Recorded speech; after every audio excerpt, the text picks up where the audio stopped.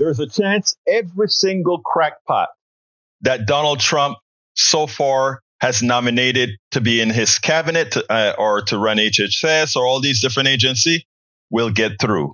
And the reason why is that none of the senators, none of them have any spine. They are, in fact, sycophants to the president, and they are more scared of the president than they are patriots. We know that Senator Markwayne Mullin actually thought that Matt Gaetz, the nominee for Attorney General, was a disgrace, was not only a disgrace, but an immoral character who committed crimes, who took underage kids over state lines, etc. And now, listen to what he has to say and listen to how he comes and appeases Donald Trump, how he comes and talk about Matt as if he is a normal guy. This is the problem with what we're seeing today. This is a problem why Donald Trump is likely to get all his nominees through. And let me tell you, earlier on, I did a piece about maybe the Electoral College could be right, given that the Electoral College, a dead clock can be wrong twice, a 12-hour dead clock can be right twice a day. Well, the Electoral College was wrong when it elected Donald Trump the first time. The Electoral College was wrong when it elected George Bush. And you know what? Maybe the Electoral College could do something right and prevent the disaster that is about to happen here. But listen to how Mullin has really, really changed over the last few days. Take a listen. We'll be right back. Republican Senator Markwayne Mullin of Oklahoma.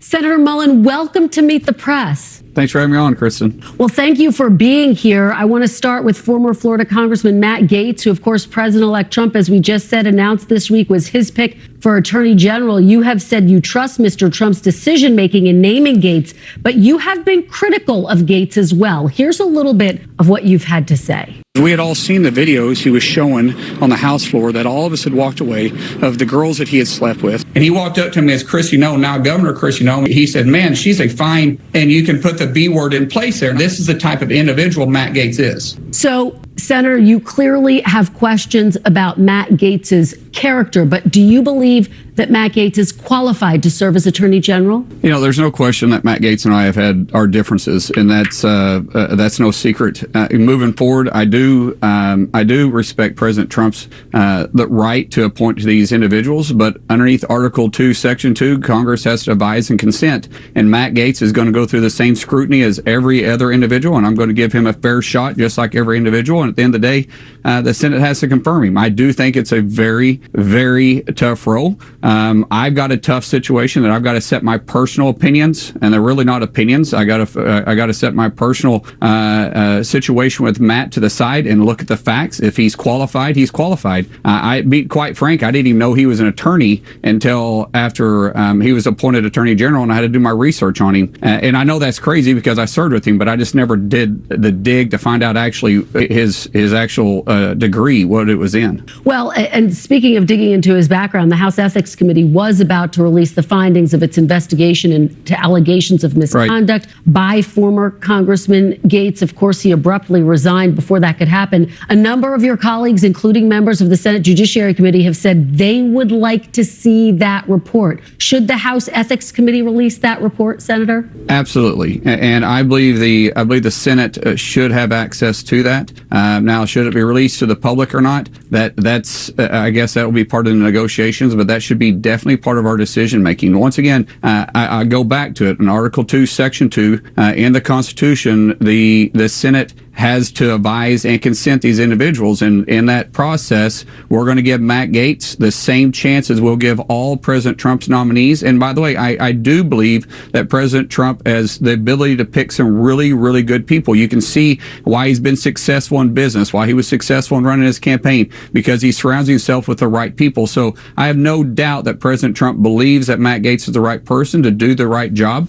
But at the same time, the background of Matt Gaetz does matter, and what the decisions that the Senate makes has to be within our boundaries of the constitutional authority that we have, and we will do our due diligence there. And I'll say this: Matt will be treated the same as every nominee out there, from myself and every other senator out there. And you say background matters. I want to ask you about his views. Here's a little bit of what Matt Gaetz had to say last year about the very law enforcement agencies that he is poised to be tapped to oversee. Take a look. We either get this government back on our side, or we defund and get rid of, abolish the FBI, CDC, ATF, DOJ, every last one of them, if they do not come to heel.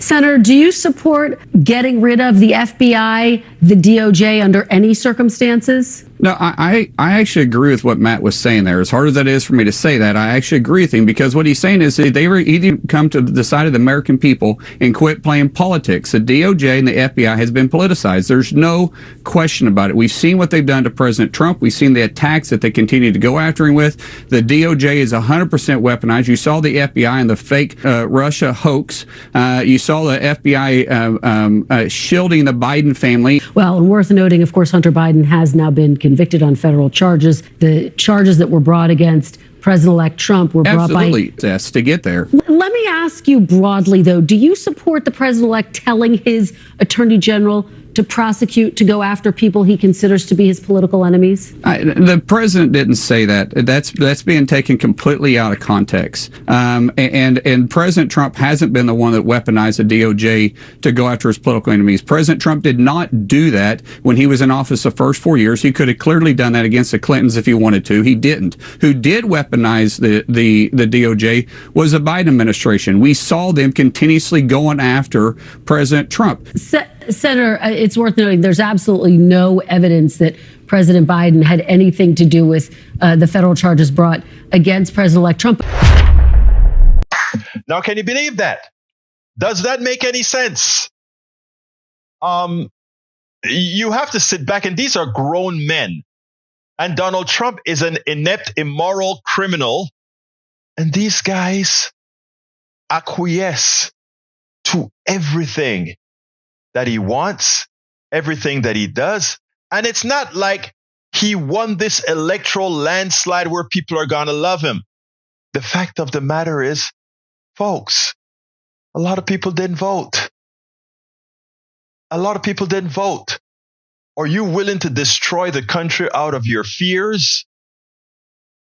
We have a lot of work to do. And progressives, we have to engage. We cannot disengage now. More than ever, the country needs what we're doing. And folks, we have to support those of us doing this work, because more than ever, this is what we need to get done.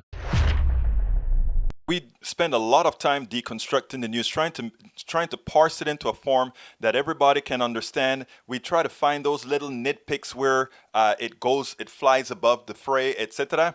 If you really like these videos that we do, I want to ask a big favor. Please go ahead, number one, subscribe to our channel, and number two, please join if you can. Thank you so kindly for watching. Keep watching. Please remember to share. We must populate the entire internet with our progressive message, a message that we know is what most Americans say that they want. So help us, please join.